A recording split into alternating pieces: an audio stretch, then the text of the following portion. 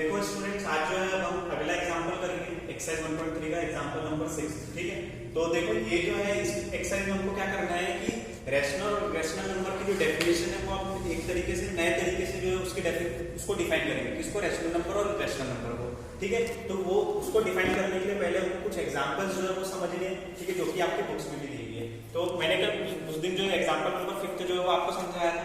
ठीक है, अब क्या है एग्जांपल नंबर 6 समझ रहे हैं। तो देखो एग्जांपल नंबर 6 जो है वो क्या दिया हुआ है, एक डेसिमल के फॉर्मेट में आपको एक वैल्यू दी हुई है 3.142678। ठीक है, मतलब ये देखो यहाँ पर ये जो है ये जो पॉइंट के बाद जो डिजिट है वो 8 पर खत्म हो जाता है। इसके आगे आपको कोई और डिजिट दिख नहीं रही है और ना ही डैश डैश लगा हुआ है। ठीक है, मतलब एक तरीके से एक ऐसा नंबर है टर्मिनेटिंग नंबर है। ठीक है, ये कैसा नंबर है, टर्मिनेटिंग। टर्मिनेट का मतलब होता है जो खत्म हो जाए।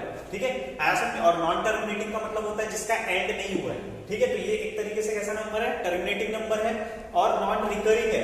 नॉन रिकरिंग का मतलब क्या होता है, रिपीटिंग। ठीक है, तो नॉन रिपीटिंग है, मतलब यहाँ पर देखो डिजिट्स जो है वो रिपीट नहीं हो रही है।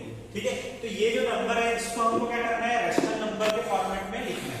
ठीक है, ऐसा तो देखो रैशनल नंबर के फॉर्मेट में लिखना है। तो रैशनल नंबर अगर जब आपको रैशनल नंबर कोई भी बोले तो आपके दिमाग में सबसे पहले क्लिक करनी चाहिए कि कोई भी नंबर अगर P/Q के फॉर्मेट में, ठीक है, और जहां Q जो है वो 0 के इक्वल नहीं है तो वो कैसा नंबर है, हमारा रैशनल नंबर है। तो ये जब भी अगर कोई रैशनल नंबर आपको बोलता है तो मतलब क्या होना चाहिए, P/Q जो है वो आपके दिमाग में आ जाना चाहिए फटाक से।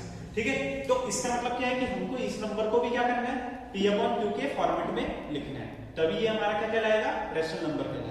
ठीक है, तो देखो ये सिंपल सा है, जैसे ये 3.142678 है।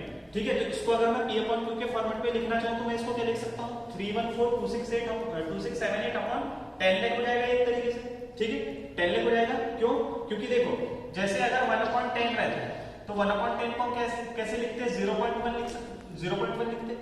ठीक है, इसका मतलब क्या है कि अगर ये डेसिमल को मैं P/Q के फॉर्मेट में लिखूं तो ये क्या होता है, यहाँ पर जो डिजिट रहती है वो ऊपर में रहती है, अपॉन में ये एक डिजिट के बाद में पॉइंट है, मतलब 10। ठीक है, पॉइंट की जगह समझ लो कि 1 आएगा और ये पॉइंट के बाद कितने डिजिट है, तो एक डिजिट है, तो 1 0। उसी तरीके से यहाँ पर अगर देखा जाए तो ये पॉइंट अगर मेरे को रिमूव करना है यहाँ से, तो मैं क्या करूंगा, पहले ये पूरे नंबर को नंबर के फॉर्मेट में, मतलब बिना विदाउट जो डेसिमल है वो लिखूंगा। ठीक है, मतलब पॉइंट हटा दिया मैंने यहाँ से, तो ये बचेगा क्या, 3142678। तो ये 3142678 लिखा। फिर उसके बाद जैसे पॉइंट बोला मैंने, तो पॉइंट की जगह हमने क्या लिख दिए, 1। ठीक है, अब ये पॉइंट के बाद कितने नंबर्स हैं, तो 1 2 3 4 5 6। ठीक है, 6 नंबर्स है। इसका मतलब पॉइंट के बाद हम कितने जीरो लगाएंगे, 1 2 3 4 5 6। ठीक है, तो ये हो गया क्या हमारा, अगर हम इसको सॉल्व भी करते हैं तो हमारा आंसर क्या आएगा, यही आएगा। ठीक है, इसका मतलब इसको मैं इस तरीके से लिख सकता हूँ। ठीक है, और ये क्या हो गया हमारा, एक तरीके से ये हो गया P और ये हो गया क्या हमारा Q। तो ये P/Q के फॉर्मेट में, और Q की वैल्यू क्या नहीं होनी चाहिए, 0 नहीं होना चाहिए। तो यहाँ हमारा 0 हो रहा है क्या, नहीं हो रहा है। ये हमारा कितना है, 10 लाख है। ठीक है, मतलब P/Q के फॉर्मेट में हमने इसको लिख दिए। तो ये एक तरीके से क्या हो गया, now it is a rational number. ठीक है, ये अब क्या बन गया, हमारा रैशनल नंबर बन गया। तो ठीक है, ये आज स्टार्ट। हाँ देखो स्टूडेंट्स, अब जो है हमारा एग्जांपल नंबर 7 है। ठीक है, तो एग्जांपल नंबर 7 में हमको एक नंबर दिया 0.333 करके डैश डैश डैश, मतलब इसका मतलब क्या है कि ये 333 चलते जा रहा है, मतलब खत्म ही नहीं हो रहा है। ठीक है, तो जब भी अगर ऐसा नंबर होता है तो इसको हम कैसे रिप्रेजेंट करते हैं, तो 0.3 की बार का मतलब क्या होता है, मैंने बताया था कि बार का मतलब ये कि यही नंबर क्या हो रहा है, चलते जा रहा है। ठीक है, मतलब खत्म नहीं हो रहा है, बार का मतलब ये रिप्रेजेंट करता है। ठीक है, तो 0.3 बार भी लिख सकते हैं इसको। तो इसको हमको क्या करना है, रैशनल नंबर बताना है। ठीक है, मतलब P/Q के फॉर्मेट में लाना है। ठीक है, तो सबसे पहले हम लोगों ने क्या किया कि इसको x के इक्वल मान लिया। ठीक है, ये जो क्वेश्चन था एक तरीके से हमने इसको x के इक्वल मान लिया। ठीक है, अब मैंने इसको x के इक्वल माना। अब मान के चलो मैं इसमें क्या करता हूँ, दोनों साइड में 10 का मल्टीप्लाई करता हूँ। ठीक है, तो 10 का मल्टीप्लाई करूंगा मैं, तो ये क्या हो जाएगा 10 × x, और ये क्या हो जाएगा 10 × 0.333। ये तो जैसे का वैसा है। ठीक है, अब देखो ये 10 × x करूंगा तो देखो क्या हो जाएगा, ये 10x मिल जाएगा। ठीक है, और इधर पर क्या हो जाएगा, ये तो देखो जैसे अगर हम 10 × 0.5 करते हैं।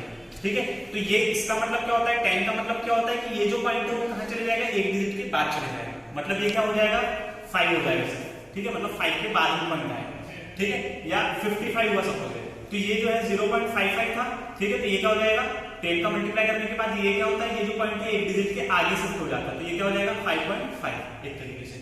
तो सेम मैंने वैसे यहाँ पे भी किया, यहाँ पर ये क्या दिया हुआ है 10 × 0.333 दिया हुआ है, तो ये जो पॉइंट है वो क्या हो जाएगा, एक डिजिट के बाद में शिफ्ट हो जाएगा, मतलब ये 1 एक जो 3 है उसके बाद में पॉइंट आएगा, मतलब ये हो जाएगा एक तरीके से 0 3। ठीक है, ये पॉइंट जो है यहाँ पर चले गया और ये जो है 333 ये कंटिन्यू चल रहा है। ठीक है, आया समझ में एकदम। 0 3 को मैं क्या लिख सकता हूँ, 3 भी लिख सकता हूँ। ठीक है, अब यहाँ पर देखो इसको मैं जो है क्या लिख सकता हूँ, जैसे 5.5 रखते हैं। ठीक है, तो 5.5 को मैं क्या लिख सकता हूँ, 5.0 प्लस 0.5 लिख सकता हूँ।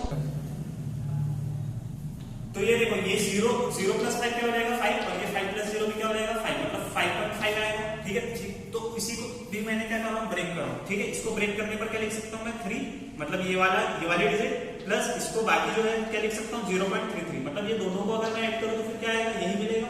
ठीक है, तो इसको मैंने इस तरीके से किया। अब देखो ये जो वैल्यू है इसी को हमने क्या माने थे, x माने थे। इस वैल्यू को मैंने क्या माना था, x माना था, मतलब इसकी जगह मैं क्या रख सकता हूँ, x रख सकता हूँ। ठीक है, तो ये जो वैल्यू है इसकी जगह मैंने क्या रख दिया, x रख दिया। ठीक है, तो ये क्या हो जाएगा, ये 10x जैसे का वैसा, ये 3b जैसे का वैसा, और ये प्लस 0.333 था, तो इसकी जगह मैंने क्या रख दिया, x रख दिया। अब यहाँ पर ये जो है ये प्लस x जो है इसको मैं दूसरी साइड ले जाता हूँ, तो ये क्या हो जाएगा, माइनस x हो जाएगा।